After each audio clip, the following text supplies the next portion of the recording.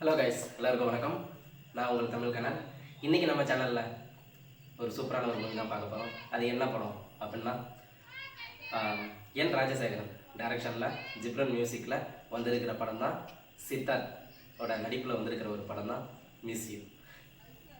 இந்த படம் எப்படி இருக்குது அப்படின்னு சொல்லி பார்த்தீங்கன்னா, நானும் சரி எல்லாருக்குமே ஒரு லவ் இருக்கும். ஸோ அது மாதிரி தான் நானும் ஒரு மைண்ட் செட்டில் தான் போய்ட்டு பார்த்தேன். எப்படி இருக்கும் அப்படின்னு நினச்சி போனேன்னா, இரண்டாம் உலகம் எனக்கு ரொம்ப பிடிச்ச ஒரு லவ் படம். ஸோ சேம் டைம் வந்து பார்த்தீங்கன்னா, நான் மதராசப்பட்டினம் எங்கேயும் காதல் அது மாதிரி இருக்குன்னு சொல்லிட்டு போயிட்டு செட் பண்ணி போயிட்டு உக்காந்துருந்தேன். ஸோ என்னை சாட்டிஸ்ஃபேக்ஷன் பண்ணுச்சுன்னு கேட்டிங்கன்னா கண்டிப்பாக இல்லை.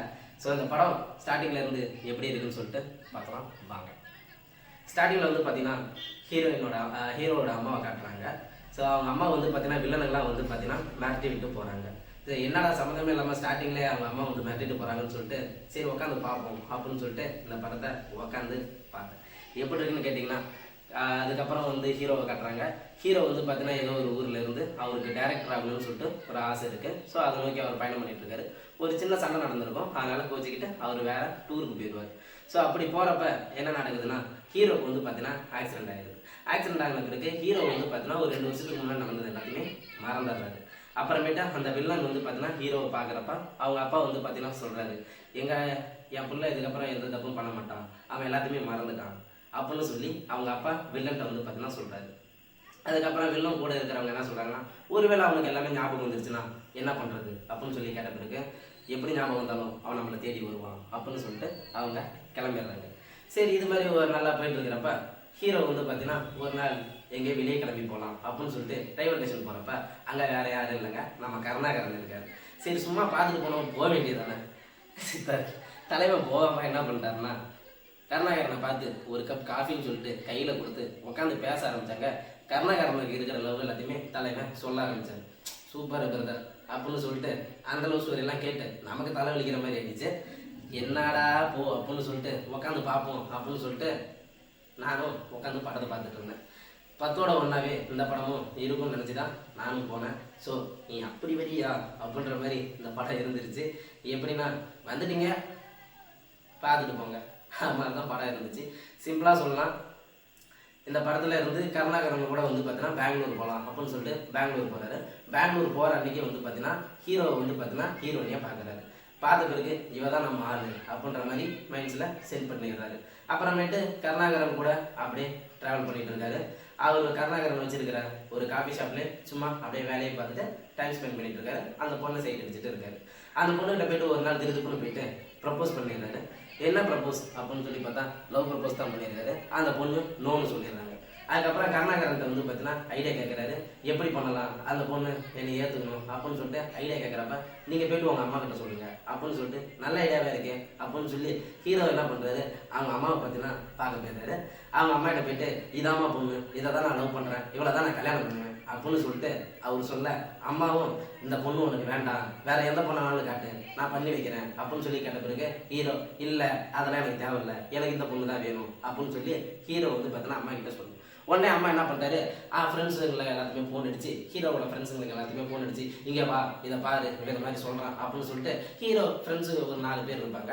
அவங்கள்ட்ட இது மாதிரி ஃபோட்டோ காட்டுறப்ப இந்த பொண்ணு வேண்டவே வேண்டாம் அப்படி இப்படின்னு சொல்லி அவனை மண்டையை கழுவி, ஏன் என்னாச்சு அப்படின்னு சொல்லி கேட்ட பிறகு தான் தெரியுது அவருக்கு ஆக்சிடென்ட் ஆகிருக்கும். அந்த 2 வருஷத்தில் இடைப்பட்ட காலத்தில் எல்லாத்தையுமே மறந்துடுவார். அப்போ எந்த பொண்ணு நீ வேணும்னு சொல்லிட்டு, இந்த பொண்ணால் தான் அவன் லைஃபே வந்து பார்த்தீங்கன்னா டோட்டலாக மாறினுச்சு, இவ்வளோ பிரச்சனைக்கான காரணம் அந்த பொண்ணு தான் அப்படின்னு சொல்லி ஹீரோட ஃப்ரெண்ட்ஸ் எல்லாமே எடுத்து எக்ஸ்பிளைன் பண்ணுறாங்க.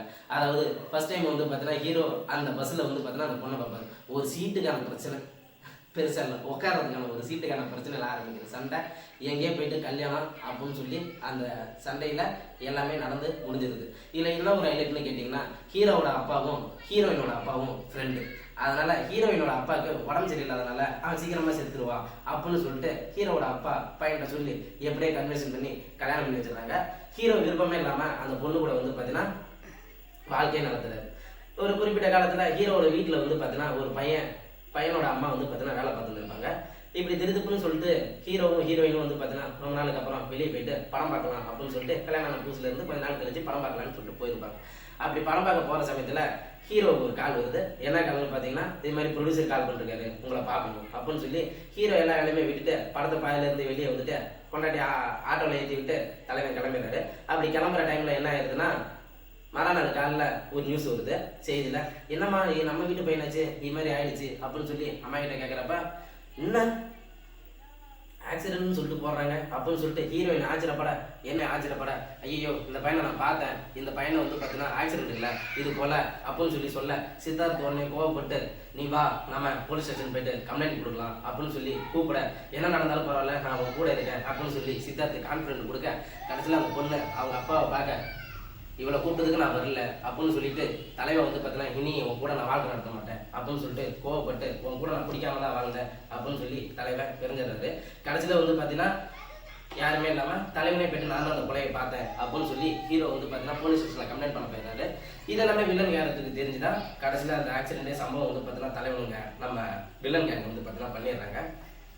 இதெல்லாம் எதுவுமே தெரியாம தான் கடைசியில் வந்து பார்த்தீங்கன்னா அந்த பொண்ணு லவ் பண்ண பொண்ணுன்னு சொல்லிட்டு ஹீரோயின் பெங்களூர் போகிறவங்க பார்த்தோன்னு சொல்லலைங்களா, அது வேற யாருமே இல்லை, அந்த ஹீரோயின் தான் கடைசியில் இவன் கட்டின ஒய்ஃபாக இருக்கும். ட்விஸ்ட்ன்ற பேரில் நம்மளை ஒரு மாதிரி ஆக்கி விட்டாங்க.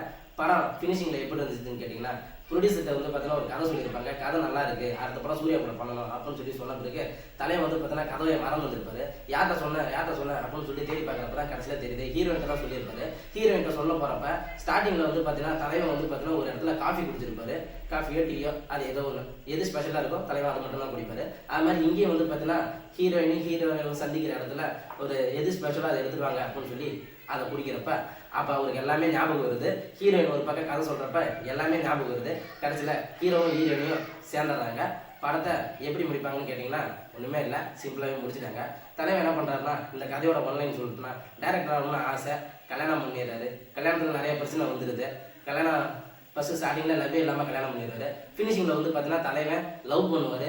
அந்த லவ் பண்ண பொண்ணு இந்த 2 வருஷத்தில் மறந்துருப்பாருன்னு சொல்லுவாங்க இல்லையா, அந்த 2 இடைப்பட்ட காலத்தில் தான் இவருக்கு கல்யாணம் எல்லாமே நடந்து வந்திருக்கும். எந்த பொண்ணை பிடிக்கலையோ அந்த பொண்ணை தான் கல்யாணம் பண்ணியிருப்பாரு. கடைசியில் செகண்ட் ஹாஃப் பொண்ணு தான் தெரியுது லவ் பண்ண பொண்ணு தான் கல்யாணம் பண்ண பொண்ணுன்ட்டு ஜோலியை முடிச்சுருந்துருப்பாங்க. இந்த படத்தை நல்லாவே பண்ணியிருந்தாங்க.